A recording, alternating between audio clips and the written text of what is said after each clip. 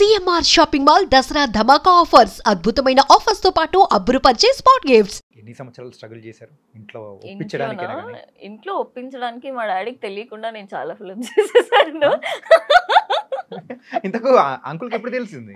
మా డాడీకి నేను రంగరంగ వైభవంగా చేసేటప్పుడు తెలుసు. ఓకే. మా డాడీ బేసిక్ గా మెగా ఫ్యామిలీ ఫ్యాన్ అనమాట. He watch all the megastar films, Ram Charan గారి ఫిల్మ్స్ అందరిది చూస్తారు. సో అలా తెలిసిపోయింది డాడీ. చూసిన తర్వాత రియాక్షన్ ఓకే ఓకే ఉండే. అండ్ దెన్ నేను చెప్పాను ఇలా నాకు ఇంట్రెస్ట్ ఉంది డాడీ, ట్రై టు అండర్స్టాండ్ అని చెప్పి. ఇలా కొంచెం స్టార్టింగ్ లో అది కాదు ఇది కాదు ఏది కాదు నేను చెప్పిందే అని. దెన్ నేను బేసిక్గా నేను కూడా హార్డ్ వర్క్ చేస్తున్నాను. He got to know that. So he's like okay fine but be careful and see we are girls no. It's nice. జాగ్రత్తలు చెప్పి పంపించారు. చెప్పాలి కదా. And first movie Telugu Shakini Dakini. ఇది మన రెజినా కేసెండ్రా, నివేదా థామస్, సుధీర్ వర్మ సర్స్ ప్రాజెక్ట్. ఆ మూవీలో ఇంతకీ ఎట్లా I just played a friend role in the film. అంత పెద్దగా కానీ రీషూట్ టైం లో ఎంటర్ అయ్యారు కదా. సెకండ్ లైక్ ఆఫ్టర్ కోవిడ్ నేను ఎంటర్ అయ్యాను. సో యాక్చువల్లీ కోవిడ్ ముందు బ్రేక్ పడింది ఫిల్మ్. దెన్ మళ్ళీ షూట్ చేశారు. సో రీప్లేస్ చేశారు బేసిక్గా ఒక అమ్మాయి క్యారెక్టర్ని. ఆ అమ్మాయి మళ్ళీ I don't know all of sudden change చేశారంట. So I got to so ఆ అమ్మాయి ప్లేస్లో నేను వచ్చాను. ఆ తర్వాత ఎన్ని మూవీస్ చేశారు? ఆ తర్వాత now it's been 18 films. 18 films. ఇది ఓన్లీ తెలుగులోనే? ఓన్లీ తెలుగు. ఏంటి ఆ లిస్ట్ చెప్పవా? చాలా పెద్దగా ఉన్నట్టుంది.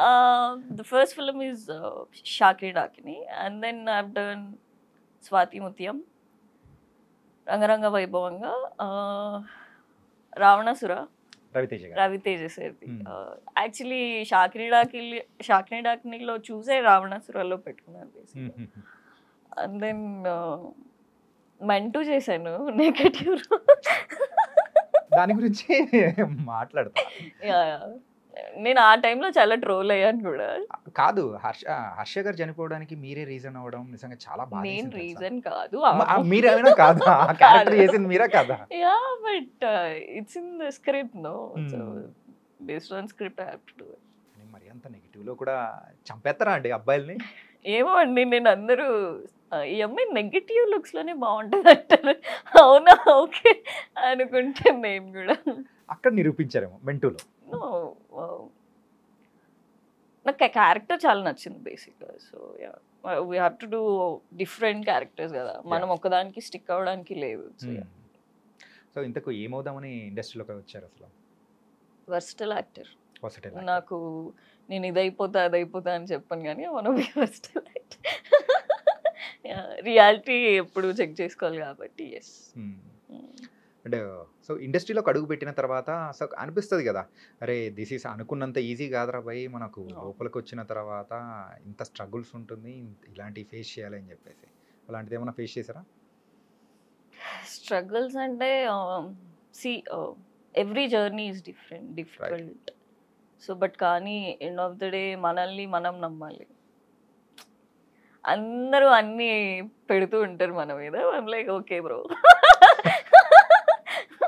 సో ఓకే ఇది యాక్సెప్ట్ చేయాలి. And then we have to move on, have to do our works అంతే. ఏదైనా హోల్డ్ చేయకూడదు ఎక్కువ. మనకి ఇంపార్టెంట్ అయిన విషయంని మాత్రమే హోల్డ్ చేయాలి. రెస్ట్ ఆఫ్ ద థింగ్స్ అని హోల్డ్ చేస్తే ఇంకా మనకి పీస్ ఆఫ్ మైండ్ ఉండదు. That's what I feel. మన మైండ్ పీస్ అయిపోతుంది.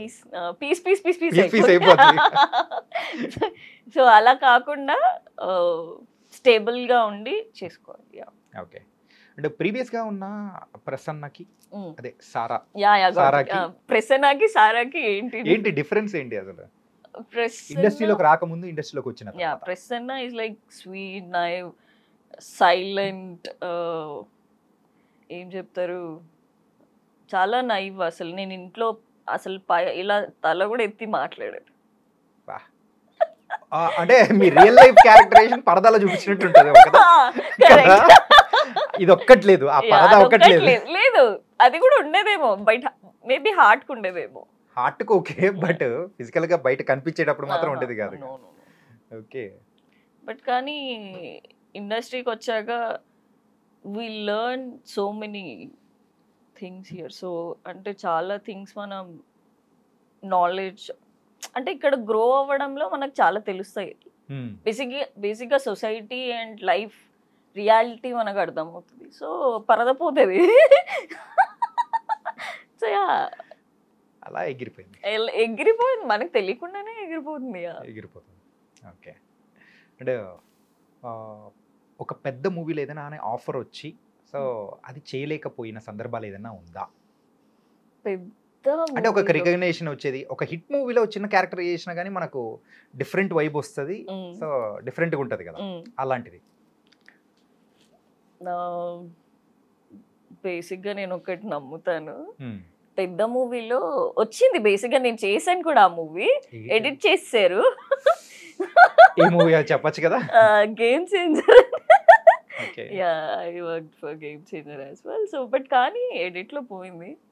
లైక్ ఓకే అనుకున్నా. బట్ నోన్ యాక్టర్స్తో, ఐ మీన్ ప్రభాస్ సార్తో కానీ ఇలా కొన్ని ఫిల్మ్స్ వచ్చాయి, బట్ కానీ నేను కూడా చేయలేదు. ప్రభాస్ గారితో ఏ మూవీ? వద్దు, పేర్లు జస్ట్ మూవీ రిలీజ్ కాలేదా? తెలుసులేండి, రాజాసాబ్లోనే కదా.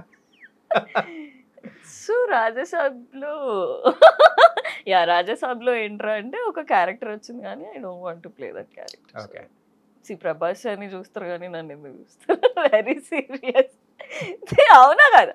See I wanted to play good roles end of the day, and at the same time I love Prabhas.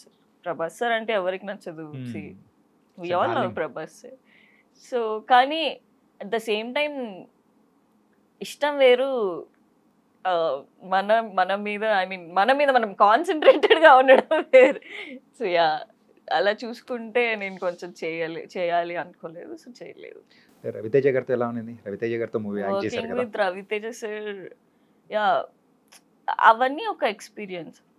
C డెఫినెట్గా లైక్ న్యూ కమర్ నాకు బేసిక్గా సార్తో వర్క్ చేసినప్పుడు ఆ స్పాంటేనిటీ చాలా ఎక్కువ ఉంటుంది సార్. ఇలా అంటే నేను ఎక్స్పెక్ట్ కూడా చేయలేము మనం. సార్ నుంచి నేను షాక్, ఇలా చూస్తున్నా, ఆయన చెప్పేస్తారు సార్ నువ్వు ఇలా చేయి, నేను ఇలా చేస్తాను అని. సో యా, సార్తో అది మంచిగా అనిపించింది. Ravanasura the pre climax scene and the scene with Vijay Kumar sir, hospital scenes రెండు. సో వన్ డేలో షూట్ చేసేసారు. సుశాంత్ గారు కూడా ఉన్నారు. సుశాంత్ సార్తో నాకు లేదు కాంబినేషన్ లేదు. ఓకే. సో యా, సార్ దగ్గర అది చాలా బాగుంటుంది.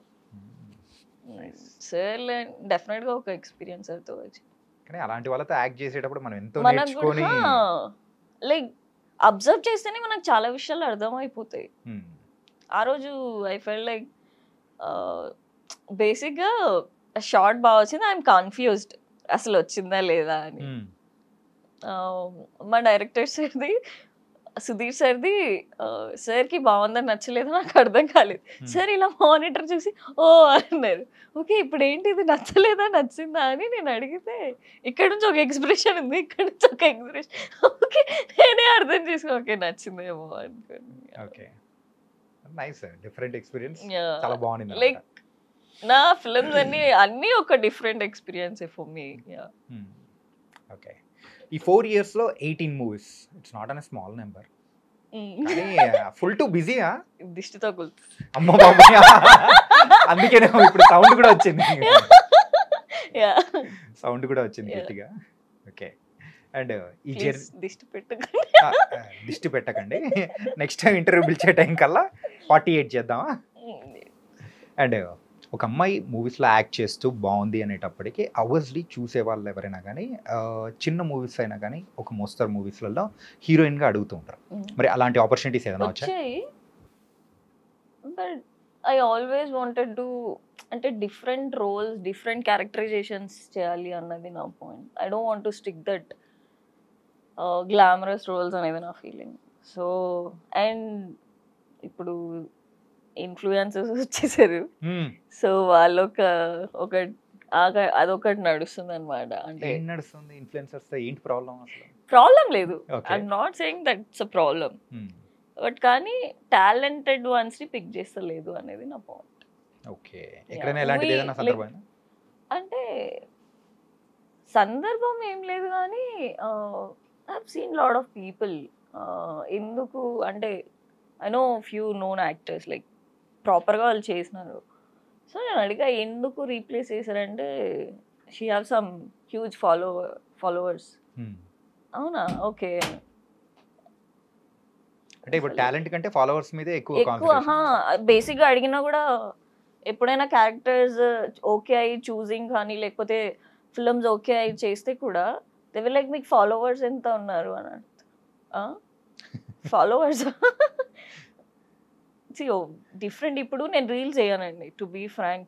ఎందుకంటే అంత టైం ఉండదు first thing. And entire day నువ్వు షూట్లో చేసి మళ్ళీ ఇక్కడ వచ్చి రీల్ షూట్ చేసి దానికి మేకప్ వేసుకుని I don't have that time. అంత it's good for doing that. Interest లేని వాళ్ళ దగ్గర వచ్చి అట్లా చేయొద్దు. సో అండ్ ఇప్పుడు మేబీ ట్రెండ్ అయ్యి ఉండొచ్చు కానీ for me it doesn't work out that way. మీకు ఎంతమంది ఫాలోవర్స్ ఉన్నారు? Maybe 35.2K. అది తక్కువ. అది తక్కువ అంటే ఎంత ఎక్స్పెక్ట్ చేస్తున్నారు? మిలియన్స్ ఉండాలి.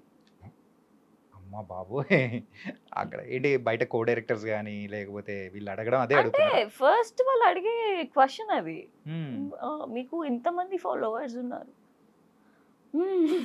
తక్కువే అండి అని చెప్తా. మీరు 35.2K అనేటప్పటికి మా వాళ్ళు ఒక ఎక్స్ప్రెషన్ ఇచ్చారు, అది తక్కువ. అది తక్కువ బేసిక్. ఇది తక్కువ.